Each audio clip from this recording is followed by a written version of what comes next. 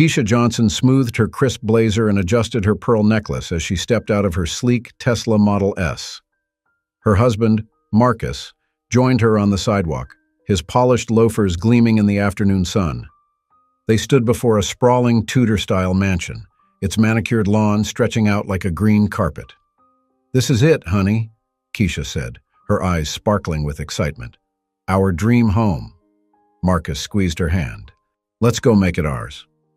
As they approached the ornate front door, a petite white woman in her 50s bustled out, a forced smile plastered on her face. Her eyes darted between Keisha and Marcus, then to their car before settling back on them. "Can I help you?" she asked, her voice tight. Keisha stepped forward, extending her hand. "Hello, I'm Keisha Johnson. We have an appointment to view the house at 2 p.m. Are you Sandra Wilkins?" The woman's smile faltered. She didn't take Keisha's hand. "There must be some mistake. I don't have any appointments scheduled for today." Marcus frowned, pulling out his phone. "That's odd. I have the confirmation email right here. It says 2 p.m. with Sandra Wilkins." Sandra's eyes narrowed. "I'm sorry, but this property isn't available for viewing today. Perhaps you'd be interested in some other listings in a more suitable area." Keisha felt a familiar tightness in her chest, a sensation she'd experienced far too often in her life. She took a deep breath, willing herself to stay calm. "Mrs. Wilkins, we're not interested in other listings. We scheduled this appointment specifically for this house. It meets all our criteria, and we're prepared to make an offer today if we like what we see." Sandra's lips pressed into a thin line. "I'm afraid that won't be possible. The owners are very particular about potential buyers. This is an exclusive neighborhood, you understand?" Marcus stepped forward, his jaw clenched. "And what exactly do you mean by that, Mrs. Wilkins?" Before Sandra could respond, a sleek black Audi pulled into the driveway. A tall, distinguished-looking white man in his 60s emerged, his salt and pepper hair neatly combed back. He approached the group with a warm smile. "Sandra, is everything all right?" he asked, his eyes taking in the scene before him. Sandra's demeanor instantly changed. She plastered on a bright smile. "Mr. Kavanaugh, I wasn't expecting you today. I was just explaining to these people that the property isn't available for viewing." Mr. Kavanaugh's eyebrows rose. He turned to Keisha and Marcus, extending his hand. "I'm Robert Kavanaugh, the owner of Kavanaugh Real Estate. And you are?" Keisha shook his hand firmly. "Keisha Johnson, and this is my husband, Marcus. We had an appointment to view the house today, but Miss Wilkins seems to think there's been a mistake." Robert's eyes widened in recognition. "Dr. Johnson, the neurosurgeon who just performed that groundbreaking surgery at Memorial Hospital?" Keisha nodded, a mix of pride and wariness in her eyes. "That's correct," Robert turned to Marcus. "And you must be Marcus Johnson, the tech entrepreneur. I read about your company's recent IPO. Congratulations." Marcus nodded curtly, still bristling from Sandra's earlier comments. Robert's face darkened as he turned to Sandra. "Miss Wilkins, may I speak with you privately for a moment?" As Robert led Sandra a few steps away, Keisha and Marcus exchanged glances. They'd been through this before, the assumptions, the thinly veiled discrimination, the sudden change in treatment when their accomplishments were revealed. It was exhausting, infuriating, and all too familiar. Keisha could hear snippets of Robert's heated whispers. "Do you have any idea? High-profile clients? Lawsuit? Reputation?" Sandra's face had turned an alarming shade of red. She kept glancing at Keisha and Marcus, her expression a mix of embarrassment and defiance. Robert returned to Keisha and Marcus, his face a mask of professional concern. "Dr. and Mr. Johnson, I cannot apologize enough for this misunderstanding. Please, allow me to personally show you the property. I assure you, it's everything you're looking for and more." As Robert ushered them towards the front door, Keisha caught sight of Sandra slinking away towards her car. Part of her wanted to confront the woman, to make her acknowledge her biases, to force her to see beyond the color of their skin. But another part of her was just tired of always having to prove herself, tired of being seen as less than until her credentials were known. Inside, the house was even more impressive than Keisha had imagined. Soaring ceilings, gleaming hardwood floors, a gourmet kitchen that would make any chef envious. As Robert led them from room to room, enthusiastically pointing out features and recent upgrades, Keisha found her mind wandering. She thought about all the times she'd been mistaken for a nurse instead of a doctor, about the patients who'd requested a different surgeon when they saw her. She thought about Marcus, brilliant and hardworking, being passed over for promotions in favor of less qualified white colleagues before he'd struck out on his own. And now, here they were, successful beyond what either of them had dared to dream as kids growing up in working-class families. They had the means to buy this beautiful home outright if they wanted to. And still, they were judged, dismissed, made to feel unwelcome before they'd even said a word. As they stood in the master bedroom, gazing out at the expansive backyard with its shimmering pool, Marcus leaned close to Keisha. "What do you think, babe?" he murmured. "Is this the one?" Keisha looked around the room, trying to picture their life here. Their children running down the hallways, family gatherings in the spacious living room, quiet evenings spent on the back patio. It was perfect. But the encounter with Sandra had left a bitter taste in her mouth. "It's beautiful," she said softly. "But can we be happy here, knowing how some of our neighbors might see us?" Marcus took her hand, his eyes full of understanding and determination. "We've fought to get where we are, Keisha. We've earned this. Why should we let someone else's ignorance stop us from having what we want?" Robert, who had been giving them some space, cleared his throat politely. "Dr. Johnson, Mr. Johnson, I know this isn't my place, but I couldn't help overhearing. I want you to know that Sandra Wilkins does not represent the values of our company or this community. Her actions today were unacceptable, and I assure you she will be dealt with appropriately." He paused, his expression serious. "But more importantly, I want you to know that you would be welcome here. The majority of your potential neighbors are good people who will value you for who you are, not the color of your skin. And those who don't, well, sometimes the best way to change minds is to be present, to force people to confront their biases." Keisha and Marcus exchanged glances, a silent conversation passing between them. Finally, Keisha turned to Robert. "Mr. Kavanaugh, we appreciate your candor. We'd like to make an offer on the house." Robert's face lit up. "Excellent. Let's head back to the office and draw up the paperwork. And please, call me Robert." As they made their way downstairs, Keisha's phone buzzed with a text. It was from her best friend and fellow surgeon, Aisha. "How's the house hunting going? Find your dream home yet?" Keisha typed back quickly. "Maybe. It's complicated. Fill you in over drinks tonight?" Aisha's response was immediate. "Absolutely. The usual spot at 8? "Perfect," Keisha replied. "I have a feeling I'm going to need a martini. Or 3. As they stepped outside, Keisha took one last look at the house. It was beautiful, yes, but it now represented something more. A challenge, a statement, a line in the sand. She squeezed Marcus's hand, drawing strength from his presence. "Ready for this?" he asked softly. Keisha nodded, her chin lifting slightly. "Ready as I'll ever be. Let's go make some waves." As they walked to their car, Keisha couldn't help but wonder what challenges lay ahead, but she also felt a spark of determination. They had worked hard for this opportunity, and they weren't about to let anyone's prejudices stand in their way. Whatever came next, they would face it together. As they walked to their car, Keisha couldn't help but wonder what challenges lay ahead. But she also felt a spark of determination. They had worked hard for this opportunity, and they weren't about to let anyone's prejudices stand in their way. Whatever came next, they would face it together.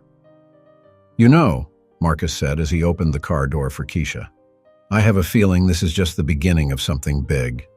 Keisha nodded, a small smile playing on her lips. "I think you're right, and honestly, I'm ready for it." The trendy bar was buzzing with after-work crowds when Keisha arrived. She spotted Aisha at their usual corner table, 2 martinis already waiting. As she approached, Aisha stood to give her a warm hug. "Girl, you look like you've been through it," Aisha said, her dark eyes filled with concern. "Spill." Keisha sank into her seat, taking a long sip of her drink before launching into the story of their house hunting adventure.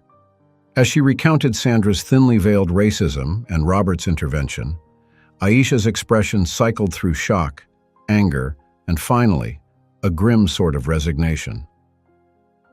"I wish I could say I'm surprised," Aisha sighed, swirling her olive-studded toothpick. "But it's the same old story, isn't it? No matter how successful we become, some people will always see the color of our skin first." Keisha nodded, feeling the weight of shared experiences between them. Both women had fought tooth and nail to reach the top of their field, facing countless microaggressions and outright discrimination along the way. "The thing is," Keisha said, leaning forward, "we decided to make an offer on the house anyway." Aisha's eyebrows shot up. "Really? Even after all that?" "Especially after all that," Keisha replied, a determined glint in her eye.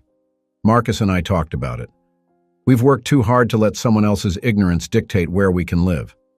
Plus, Robert seemed genuinely appalled by Sandra's behavior. He promised changes." Aisha looked skeptical. "You really think one bad apple getting tossed will change things?" Keisha shrugged. "Maybe not entirely, but it's a start. And who knows? Maybe by being there, by excelling in our careers and being active in the community, we can change some minds. Or make some people very uncomfortable," Aisha pointed out with a wry smile. "That too," Keisha laughed. "But seriously, Aisha, I'm tired of always having to be the bigger person, of having to prove myself over and over again. Part of me wants to buy this house out of spite, to show Sandra and anyone who thinks like her that we belong wherever we damn well please." Aisha raised her glass in a toast.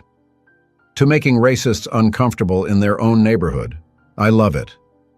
As they clinked glasses, Keisha felt a mixture of excitement and apprehension about what lay ahead. The house represented more than just a home now. It was a statement, a challenge to the status quo. The next few weeks were a whirlwind of paperwork, inspections, and negotiations. Despite Robert's assurances, Keisha and Marcus found themselves scrutinizing every interaction, every document, half expecting to encounter more roadblocks or subtle discrimination. But to their surprise, the process went smoothly. Finally, on a sunny Friday afternoon, Keisha and Marcus stood in the foyer of their new home, a set of keys in hand. The house was empty, echoing with possibility. "We did it," Marcus said softly, wrapping an arm around Keisha's waist. "It's ours." Keisha leaned into him, allowing herself a moment to savor the victory. But as she looked around the vast space, a nagging thought crept in. "Do you think the neighbors know about us yet? About what happened with Sandra?" Marcus shrugged. "Hard to say. But I guess we'll find out soon enough." As if on cue, the doorbell rang.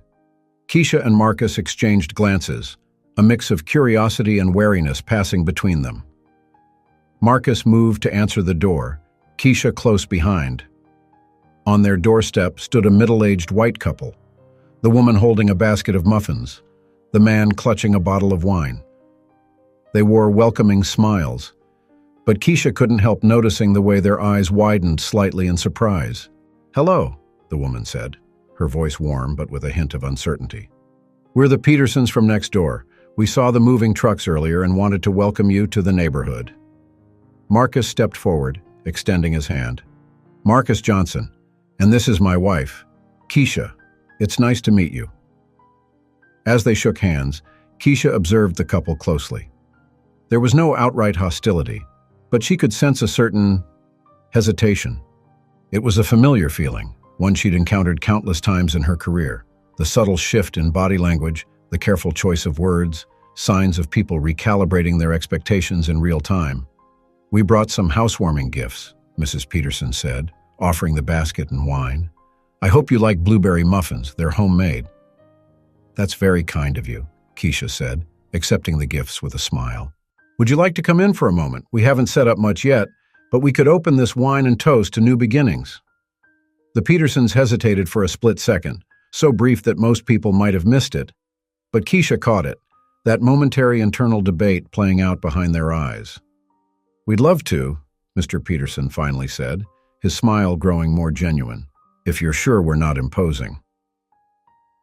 As they made their way to the kitchen, Keisha couldn't help but wonder what thoughts were running through the Petersons' minds. Were they genuinely welcoming, or merely going through the motions of neighborly politeness? Would they go home and whisper about the nice black couple who'd moved in, their tone implying surprise at finding professionals instead of stereotypes? Marcus located some glasses in a recently unpacked box, and soon they were all holding generous pours of red wine. Mr. Peterson raised his glass. "To new neighbors and new friends," he said. As they clinked glasses, Mrs. Peterson's curiosity seemed to get the better of her. "So, what do you two do for a living?" she asked, her tone casual, but her eyes keen. Keisha and Marcus shared a knowing look. It was a common question, often loaded with unspoken assumptions. "I'm a neurosurgeon at Memorial Hospital," Keisha said, watching as surprise flickered across the Petersons' faces. "And Marcus is the founder and CEO of a tech startup." "Oh my," Mrs. Peterson exclaimed. "A doctor and a CEO, how impressive." Keisha felt a familiar mix of pride and frustration at their reaction. Pride in their accomplishments, yes, but frustration at the implication that their success was somehow unexpected or extraordinary. Mr. Peterson, perhaps sensing the shift in atmosphere, quickly added, "We're lucky to have such accomplished new neighbors. I'm sure you'll be a great addition to the community." As the conversation continued, touching on local schools, community events, and the best places to shop and dine, Keisha found herself relaxing slightly. The Petersons seemed genuinely friendly, if a bit awkward in their attempts to relate. When the Petersons finally took their leave, promising to invite Keisha and Marcus to the next neighborhood barbecue, Marcus closed the door with a sigh. "Well, that wasn't so bad," he said, pulling Keisha into a hug. Keisha nodded against his chest. "No, it wasn't. But did you see their faces when I mentioned being a neurosurgeon? It's like they couldn't quite believe it." Marcus chuckled softly. "I saw, but hey, at least they're trying. It's more than we can say for Sandra." Keisha pulled back, looking up at her husband with a mixture of love and determination. "You're right, and who knows? Maybe we can change some minds around here." As they stood in their new home, surrounded by boxes and possibility, Keisha felt a renewed sense of purpose. This house, this neighborhood, was more than just a place to live. It was a chance to challenge perceptions, to be visible in a space where people like them had been historically unwelcome. "You know what?" Keisha said, a mischievous glint in her eye. "I think we should host that barbecue the Petersons mentioned. Invite the whole neighborhood. Let them see us in our element." Marcus grinned. "I love it when you get that look. Planning to shake things up already, Dr. Johnson?" Keisha laughed, feeling lighter than she had in weeks. "You know it, Mr. Johnson. If we're going to be the talk of the neighborhood anyway, we might as well give them something worth talking about." As they began to unpack, discussing plans for the barbecue and how to make their mark on the community, Keisha felt a surge of excitement. They had faced down prejudice to claim this space as their own. Now, it was time to show everyone exactly who they were: successful, confident, and unapologetically black. The journey ahead wouldn't be easy, but standing there with Marcus, in the home they had fought for, Keisha knew they were ready for whatever challenges lay ahead. This was just the beginning of their story in this new chapter of their lives. The journey ahead wouldn't be easy, but standing there with Marcus, in the home they had fought for, Keisha knew they were ready for whatever challenges lay ahead. This was just the beginning of their story in this new chapter of their lives. "You know," Marcus said, a thoughtful expression on his face, "if we're going to make a real impact here, we need to think bigger than just a barbecue."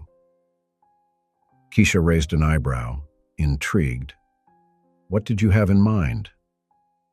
Over the next few weeks, Keisha and Marcus threw themselves into settling into their new home and planning their neighborhood debut. They decided to combine the barbecue with a fundraiser for a local education initiative that provided STEM programs for underprivileged youth. As Keisha hung fairy lights in the backyard on the evening of the event, she couldn't help but feel a mix of excitement and anxiety. Tonight would set the tone for their place in this community. "Everything looks amazing," Marcus said, coming up behind her and wrapping his arms around her waist. "You ready for this?" Keisha leaned back into his embrace. As ready as I'll ever be. Let's show them what we're made of. The doorbell rang, signaling the arrival of their first guests. Taking a deep breath, Keisha smoothed her dress and went to answer it. To her surprise, it was Robert Kavanaugh, the real estate company owner, standing on their doorstep with a bottle of champagne. "Dr. Johnson," he greeted warmly. "I hope you don't mind me crashing your party. I wanted to see how you were settling in." Keisha smiled, genuinely pleased to see him. "Not at all, Robert.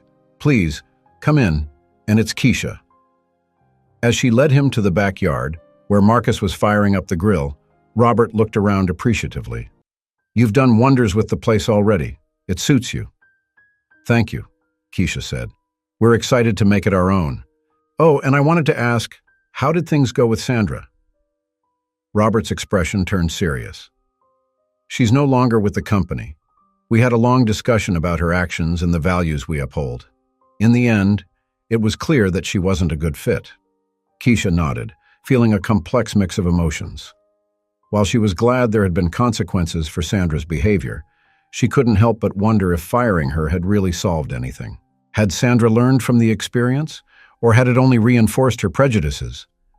Before she could dwell on it further, more guests began to arrive.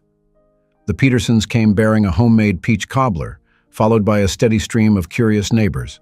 Keisha and Marcus greeted each one warmly, engaging in small talk and making introductions. As the evening progressed, Keisha found herself in conversation with a group of women, including Mrs. Peterson and a few others from the block. They were discussing local schools when one of the women, a blonde named Karen, made a comment that set Keisha's teeth on edge. "It's just so wonderful that you're interested in education," Karen said, her voice dripping with condescension. "You know, we don't often see people like you so involved in these sorts of things." Keisha felt her smile freeze in place.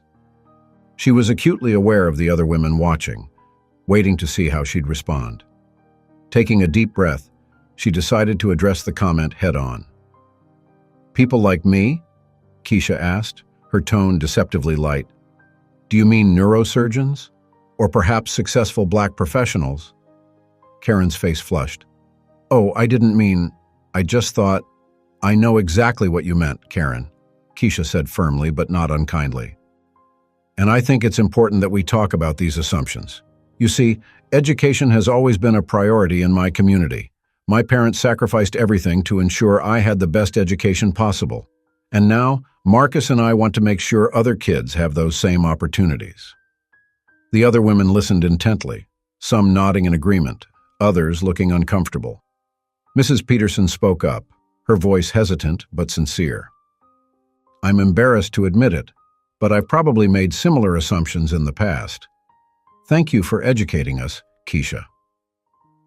Keisha felt a wave of emotion wash over her. This was why they had chosen to be here, to have these difficult conversations and challenge preconceptions. "Thank you for being open to learning," Keisha said softly. "That's all any of us can do, keep learning and growing." As the group dispersed, Keisha caught sight of Marcus across the yard. He was deep in conversation with Mr. Peterson and a few other men, gesturing animatedly as he explained something. She could see the genuine interest on their faces, the respect in their eyes as they listened to her husband. Suddenly, a commotion near the front gate caught everyone's attention. Keisha turned to see a familiar face, Sandra Wilkins, the real estate agent who had initially refused to show them the house. She was arguing loudly with Robert, who was trying to usher her away from the party. "I have every right to be here," Sandra shouted, her face red with anger or perhaps alcohol. "This is my neighborhood too." Keisha felt all eyes turned to her, waiting to see how she would handle this unexpected intrusion. Taking a deep breath, she strode purposefully towards the confrontation, Marcus quickly falling into step beside her. As they approached, Sandra's eyes locked onto them, a mixture of defiance and shame in her gaze. "You!" she spat. "You cost me my job. You think you can just come in here and change everything?" Keisha held up a hand, her voice calm but firm. "Sandra, you're upset, and I understand that. But this is not the time or place for this conversation.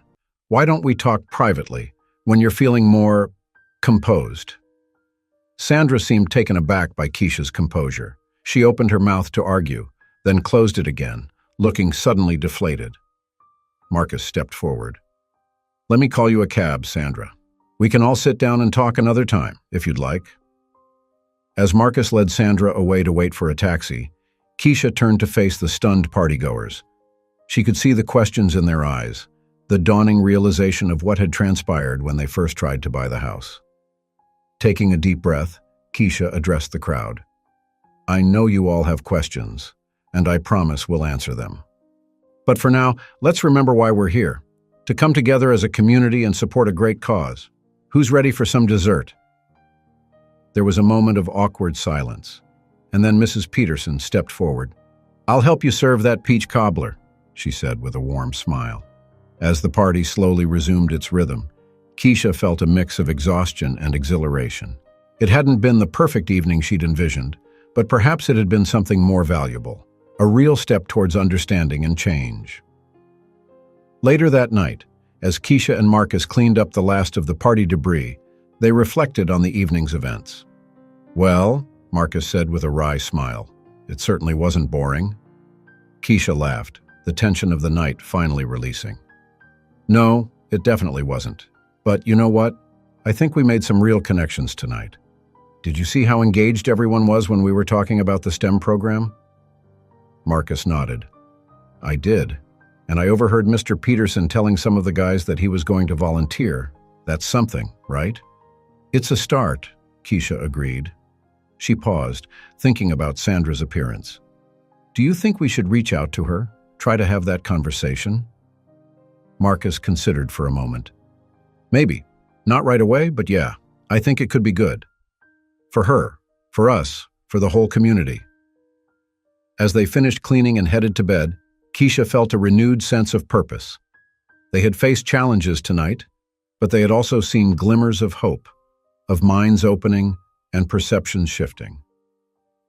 "You know," she said as they climbed into bed, "I think we're exactly where we need to be. This neighborhood, this community, it needs us as much as we need it."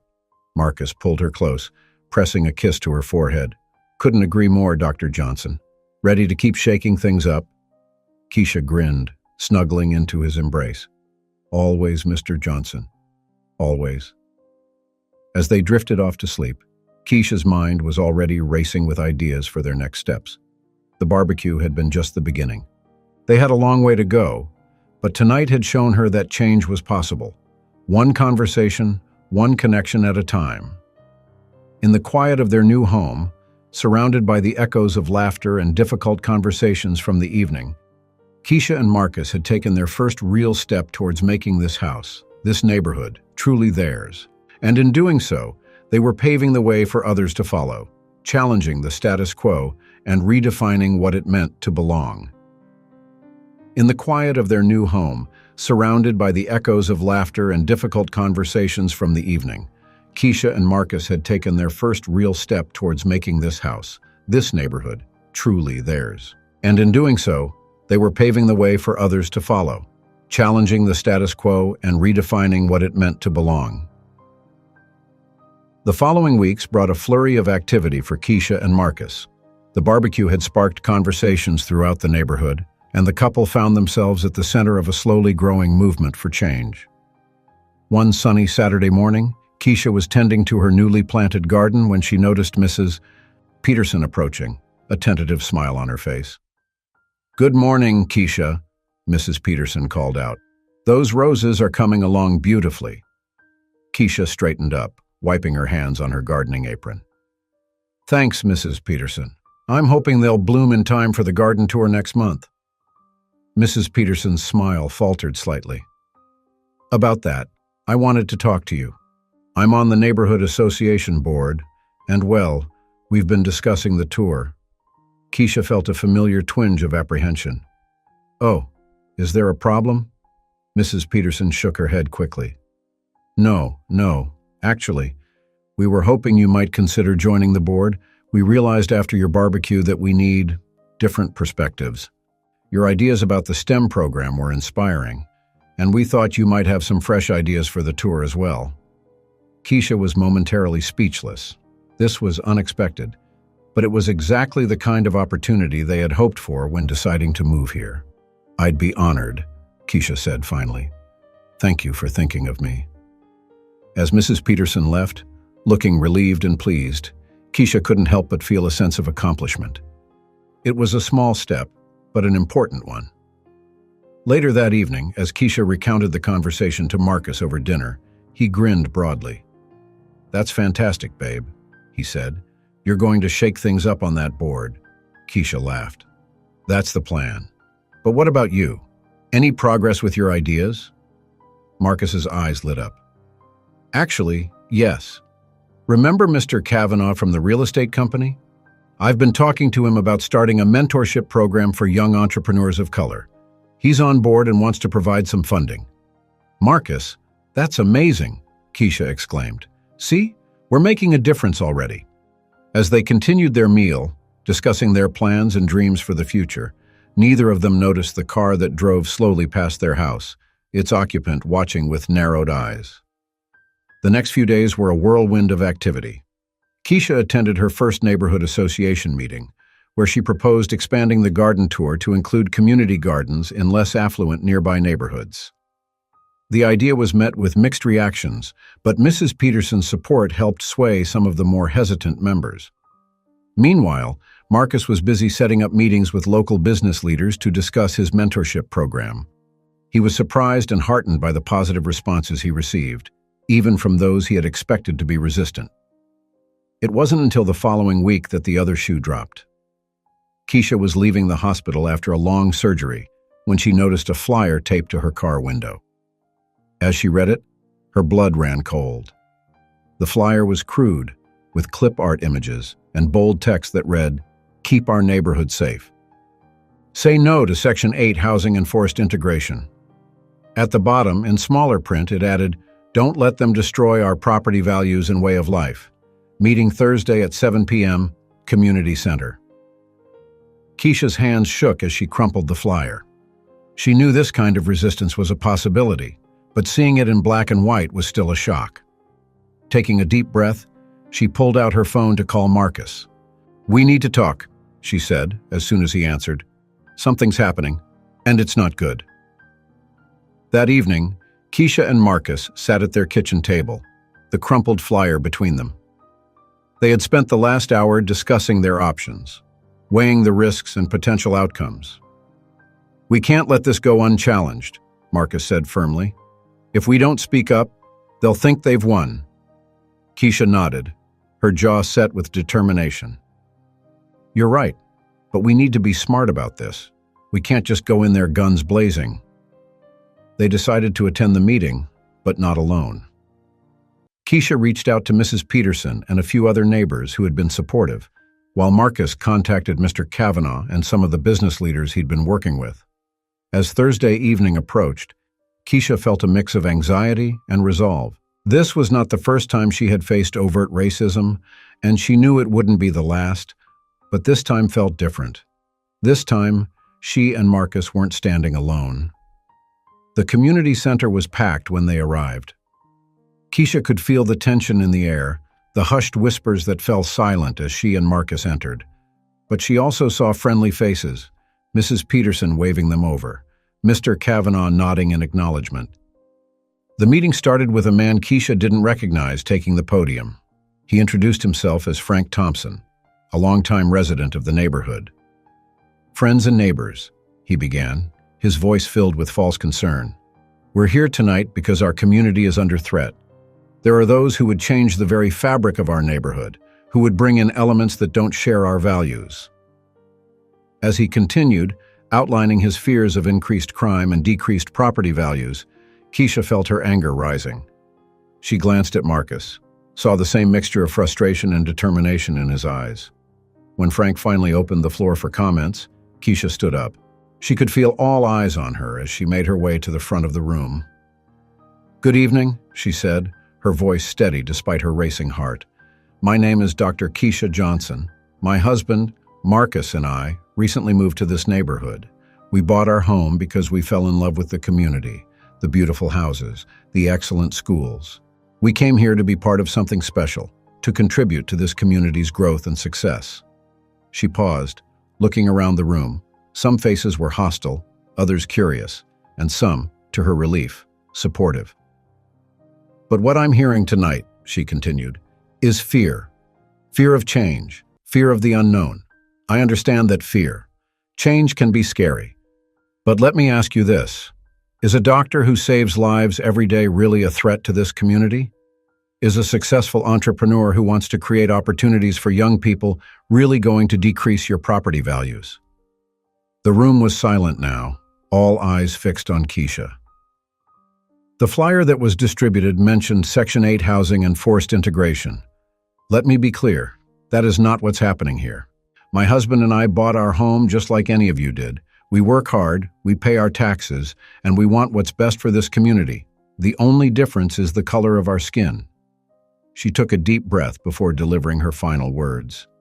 I propose that instead of giving in to fear and prejudice, we focus on what really matters. Building a strong, inclusive community where everyone has the opportunity to thrive. Isn't that what truly makes a neighborhood great? As Keisha returned to her seat, the room erupted in a mixture of applause and angry muttering. Marcus squeezed her hand, pride shining in his eyes. What followed was a heated debate. Some residents voiced their support for Keisha and Marcus, while others clung to their fears and prejudices. Mr. Kavanaugh stood up to speak about the economic benefits of diversity, while Mrs. Peterson shared how her perspectives had changed since meeting the Johnsons. As the meeting finally wound down, no clear consensus had been reached. But Keisha felt a glimmer of hope. They had started a conversation, forced people to confront their biases. It wasn't a complete victory, but it was a start. As they left the community center, they were approached by a young white couple they hadn't met before. "Dr. Johnson, Mr. Johnson," the woman said hesitantly. "We just wanted to say thank you for speaking up. We've been uncomfortable with some of the attitudes in the neighborhood, but we didn't know how to address it. You've inspired us to be more vocal." Keisha felt a warmth spread through her chest. This was why they had chosen to stay and fight rather than find an easier path.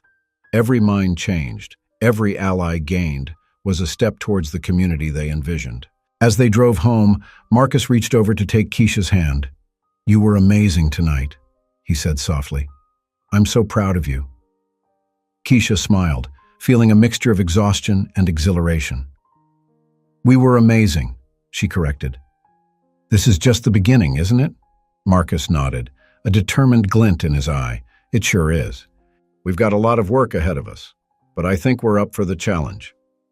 As they pulled into their driveway, Keisha looked at their house, their home, with renewed appreciation.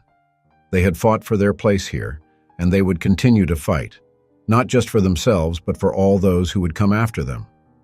The road ahead wouldn't be easy, but tonight had shown them that change was possible. With every conversation, every small victory, they were helping to build a more inclusive, understanding community. And that, Keisha realized, was worth every struggle, every moment of discomfort. As they walked hand in hand towards their front door, Keisha felt a sense of peace settle over her.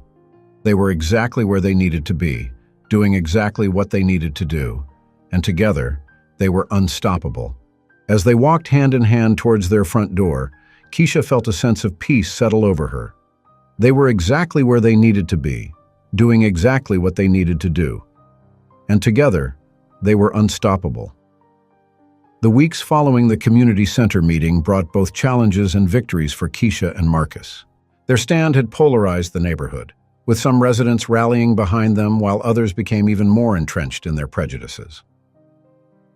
One crisp autumn morning, Keisha was reviewing patient files in her home office when her phone buzzed with a text from Mrs. Peterson. "Turn on the local news, Channel 5, now." Frowning, Keisha grabbed the remote and switched on the TV. Her eyes widened as she saw a familiar face on the screen, Frank Thompson, the man who had led the opposition at the community meeting. "And that's why we're filing this lawsuit," Frank was saying, his face set in righteous indignation. "These so-called diversity initiatives are nothing more than reverse discrimination. They're destroying the character of our neighborhood and infringing on our rights as homeowners." Keisha felt her heart racing as she listened to Frank outline his plans to sue the neighborhood association, Mr. Kavanaugh's real estate company, and even Keisha and Marcus personally for what he called forced integration and property devaluation. As soon as the segment ended, Keisha's phone exploded with messages. Marcus was already on his way home from a business meeting. Mr. Kavanaugh was trying to set up an emergency conference call. And Mrs. Peterson was asking if Keisha and Marcus would meet with a group of supportive neighbors to discuss their response. By the time Marcus arrived home, Keisha had already spoken with their lawyer and was pacing the living room, her mind racing with potential strategies. "This is insane," Marcus said, loosening his tie as he walked in. "They can't possibly have a case, can they?" Keisha shook her head. "Our lawyer doesn't think so, but that's not really the point. Win or lose, this lawsuit is going to drag our names through the mud and potentially undo all the progress we've made." Marcus pulled her into a hug, feeling the tension in her body. "We'll get through this," he said softly. "We've faced worse, remember?" Keisha nodded against his chest, drawing strength from his presence. After a moment, she pulled back, a determined glint in her eye. "You're right. And we're not alone this time. Let's call Mr. Kavanaugh and set up that meeting with the neighbors. If Frank wants a fight, we'll give him one." The next few days were a whirlwind of activity. Keisha and Marcus's living room became the unofficial headquarters for what they started calling the Unity Coalition. Neighbors streamed in and out, offering support, brainstorming ideas, and coordinating their response to the lawsuit. To their surprise, the controversy had drawn attention from civil rights organizations and even a few national news outlets. Keisha found herself giving interviews, explaining their vision for an inclusive community and debunking the myths Frank and his supporters were spreading. One evening, as they were wrapping up a strategy session, Mrs. Peterson pulled Keisha aside. "I owe you an apology," she said, her eyes brimming with emotion. "When you first moved in, I had some of the same fears Frank is talking about. But getting to know you and Marcus, seeing how much you care about this community, it's opened my eyes. I'm ashamed of how I thought before." Keisha felt a lump in her throat. She squeezed Mrs. Peterson's hand. "Thank you for telling me that, and thank you for standing with us now. That's all we can ask, for people to be willing to learn and grow." As Mrs. Peterson left, Keisha caught sight of Marcus, deep in conversation with Mr. Kavanaugh and a young black couple she didn't recognize. Curious, she made her way over to them. "Keisha," Marcus called out, his face alight with excitement. "Come meet David and Amber. They're interested in buying the Johnson property down the street." Keisha's eyebrows shot up. The Johnsons, no relation, had been some of Frank's most vocal supporters. Rumor had it they were looking to sell and move to a less controversial neighborhood. It's nice to meet you," Keisha said, shaking their hands. "What do you think of the neighborhood so far?" Amber smiled. "It's beautiful. And honestly, everything that's happening, the lawsuit, the community coming together, it makes us want to be here even more. We want to be part of building something meaningful." As they chatted, Keisha felt a renewed sense of hope. Yes, they were facing challenges, but they were also inspiring others to join their cause. The neighborhood was changing, slowly but surely. The next morning, Keisha was surprised to find Sandra Wilkins, the real estate agent who had initially refused to show them the house, waiting on their doorstep. "Dr. Johnson," Sandra said, her voice hesitant. "I was hoping I could talk to you and your husband." Keisha regarded her warily but nodded, inviting her inside. Marcus joined them in the living room, his face a mask of cautious curiosity. Sandra took a deep breath. "I owe you both an apology," she began. "My behavior when you were looking to buy this house was inexcusable. I've done a lot of soul-searching since then, and I'm ashamed of how I acted." Keisha and Marcus exchanged glances, surprised by this unexpected turn of events. Sandra continued, "I've been following everything that's been happening with Frank's lawsuit and the community's response. And I realized I want to be on the right side of this. I want to help." "How exactly do you think you can help?" Marcus asked. his tone neutral. I still have connections in the real estate world, Sandra explained. I've heard rumors that Frank and his supporters have been trying to pressure other homeowners not to sell to minorities. I can help expose that. And I'm willing to testify about my own past actions to show how harmful these discriminatory practices are. Keisha felt a mix of emotions: skepticism, hope, a lingering anger at Sandra's past actions. But she also recognized the courage it must have taken for Sandra to come here and offer her help. "Thank you for coming to us," Keisha said finally. "We appreciate your willingness to speak out. But understand this: if you're serious about helping, it's not just about this lawsuit. It's about committing to real, lasting change in how you think and act." Sandra nodded solemnly. "I understand, and I'm ready to do the work." As Sandra left, promising to be in touch with more information, Keisha turned to Marcus. "What do you think? Can we trust her?" Marcus shrugged. "I'm not sure. But her testimony could be powerful. And if she's genuinely changed, isn't that what we're fighting for? To change hearts and minds?" Keisha nodded, feeling the weight of their responsibility. They weren't just fighting a lawsuit anymore. They were at the center of a movement for change, one that was rippling out far beyond their neighborhood. That night, as they lay in bed, Keisha voiced the thought that had been nagging at her. "Do you ever wonder if it's worth it? All this stress, the lawsuit, the constant fight?" Marcus propped himself up on one elbow, looking at her intently. "Do you remember what you said to me the night we decided to buy this house? You said, 'This is bigger than us.' And you were right. Look at everything that's happened. Mrs. Peterson's change of heart, David and Amber wanting to move here because of what we're doing, even Sandra coming around. We're making a real difference, Keisha." Keisha smiled, feeling a renewed sense of purpose. "You're right. It's not easy, but it's important. And we're not alone in this fight." As they drifted off to sleep, Keisha's mind was already racing with plans for their next steps. The lawsuit was just one battle in a larger war for equality and understanding. But with each small victory, each mind changed. They were moving closer to the inclusive community they had envisioned. Tomorrow would bring new challenges, but it would also bring new opportunities to make a difference. And Keisha and Marcus were ready to face whatever came their way, together. Tomorrow would bring new challenges, but it would also bring new opportunities to make a difference. And Keisha and Marcus were ready to face whatever came their way, together. The months that followed were a whirlwind of legal battles, community organizing, and personal challenges. Frank's lawsuit, despite its shaky legal foundation, had dragged on, forcing Keisha and Marcus to balance their professional lives with their newfound roles as community leaders. As winter gave way to spring, the neighborhood found itself transformed. The Unity Coalition, which had started in Keisha and Marcus's living room, had grown into a powerful force for change. Weekly meetings now filled the community center, with residents from all backgrounds coming together to discuss issues of equality and inclusion. One sunny Saturday morning, Keisha stood at the podium in the community center, addressing a packed room.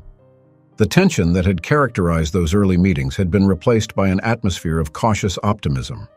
"Our friends and neighbors," Keisha began, her voice strong and clear, "I'm pleased to announce that as of yesterday, Frank Thompson has agreed to drop his lawsuit." A cheer went up from the crowd. Keisha held up her hand, smiling but serious. "This is a victory, yes, but it's not the end of our journey. The lawsuit forced us to have difficult conversations, to confront uncomfortable truths about our community. And in doing so, we've started to build something beautiful." She gestured to the diverse faces before her, young and old, black and white and brown, longtime residents and newcomers alike. "Look around you. This is what a strong community looks like. Not one that fears change, but one that embraces it. Not one that excludes, but one that welcomes." As Keisha concluded her speech, Marcus joined her at the podium. "We have one more announcement," he said, grinning broadly. "Thanks to the support of Mr. Kavanaugh and other local business leaders, we're launching a scholarship program for underprivileged youth in our area. This program will provide mentorship and financial support to help these kids pursue their dreams, whether that's college, trade school, or starting their own businesses. The room erupted in applause. As Keisha and Marcus made their way through the crowd, accepting congratulations and fielding questions, they caught sight of a familiar face near the back of the room.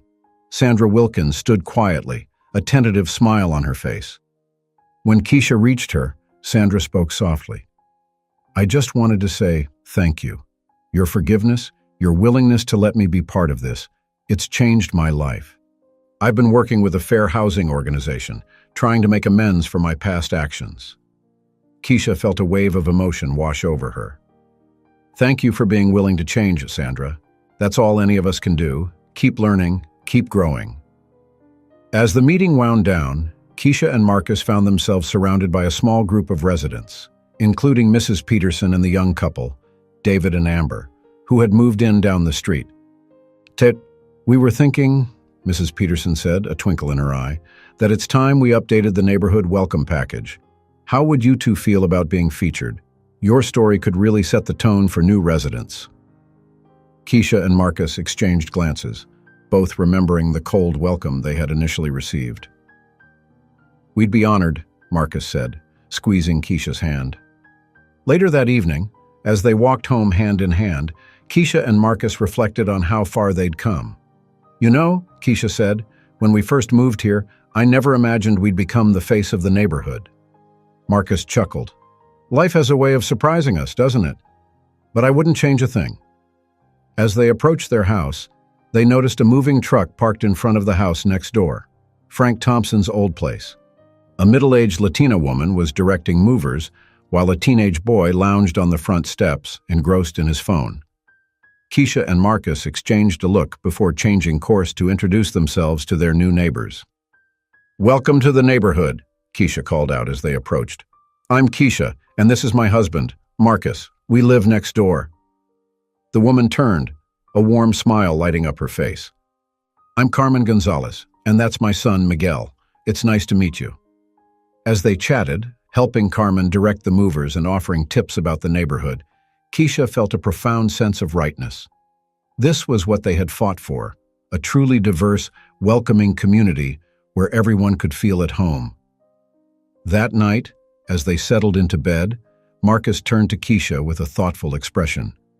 "You know, I've been thinking, everything we've been through, everything we've accomplished here, it shouldn't just stay in this neighborhood." Keisha propped herself up on one elbow, intrigued. "What do you mean?" "I mean, we've learned so much about community organizing, about bringing people together across racial and economic lines. What if we could share that knowledge, help other communities going through similar struggles?" Keisha's mind raced with possibilities.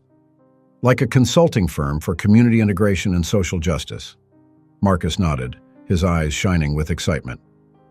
"Exactly. We could work with neighborhoods, businesses, schools, anyone looking to create more inclusive environments. We've got the experience, the connections, and the passion for it."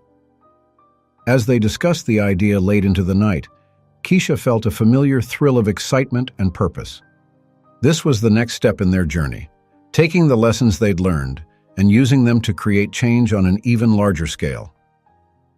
1 year later, Keisha stood at the front of a crowded auditorium, this time in a city hundreds of miles from home. Behind her, a screen displayed the logo of their new venture, Harmony Consulting, building inclusive communities. "When my husband and I moved into our neighborhood 2 years ago, we were met with resistance, fear, and prejudice," Keisha began, her voice carrying to every corner of the room. "But we chose to stay and fight, not just for our right to live where we wanted, but for the kind of community we believed was possible." She went on to outline their journey, the challenges they'd faced, and the strategies they'd developed to overcome them. As she spoke, she could see the audience leaning in, many nodding in recognition of similar struggles in their own communities. "Change is never easy," Keisha concluded. "It requires courage, persistence, and a willingness to have uncomfortable conversations. But it's worth it. Because in the end, what we're building isn't just diverse neighborhoods or inclusive workplaces. We're building a society where everyone has the opportunity to thrive, regardless of the color of their skin or their economic background." As applause filled the auditorium, Keisha caught Marcus's eye in the front row. He gave her a thumbs up, his face beaming with pride. Later, as they mingled with attendees during the reception, a young black woman approached them, her eyes shining with determination. "Dr. Johnson, Mr. Johnson," she said, her voice trembling slightly with emotion. "Your story. It's inspired me to fight for change in my own neighborhood. We're facing similar issues, and I was close to giving up. But hearing about what you accomplished, how you brought people together, it's given me hope." Keisha felt a lump form in her throat. She reached out and squeezed the young woman's hand. "What's your name?" "Tiana," the woman replied. "Well, Tiana," Keisha said, "never forget that change starts with one person willing to stand up and say enough. You have that courage, and you're not alone. There are allies out there, sometimes in the most unexpected places. Your voice matters. Your presence matters. Don't ever let anyone tell you otherwise." As Tiana walked away, visibly moved, Marcus wrapped an arm around Keisha's waist. "Look at you, changing the world one person at a time," he said softly. Keisha leaned into him, feeling a profound sense of gratitude and purpose. "We're changing it together," she corrected him, "and we're just getting started." As they looked out over the room full of people eager to learn, to grow, and to create change in their own communities, Keisha and Marcus knew that their journey had only just begun. The road ahead would undoubtedly have its challenges, but they were ready to face them. From a simple dream of finding a home, they had sparked a movement, and with each mind opened, each community transformed, they were helping to build a world where the color of one's skin truly didn't determine the content of one's character or the opportunities available to them. It wasn't always easy. There were still battles to be fought, minds to be changed, and systems to be challenged. But as Keisha and Marcus had learned, with persistence, courage, and a willingness to engage in difficult conversations, change was possible. And they were committed to continuing that work. One neighborhood, one community, one heart at a time. As the event wound down and they prepared to head back to their hotel, Keisha took one last look at the auditorium. She thought about their home, the neighborhood they had transformed, and all the lives they had touched along the way. A smile played on her lips as she turned to Marcus. "Ready to go home and change the world some more?" she asked. Marcus grinned, taking her hand. "Always," he replied. "Together."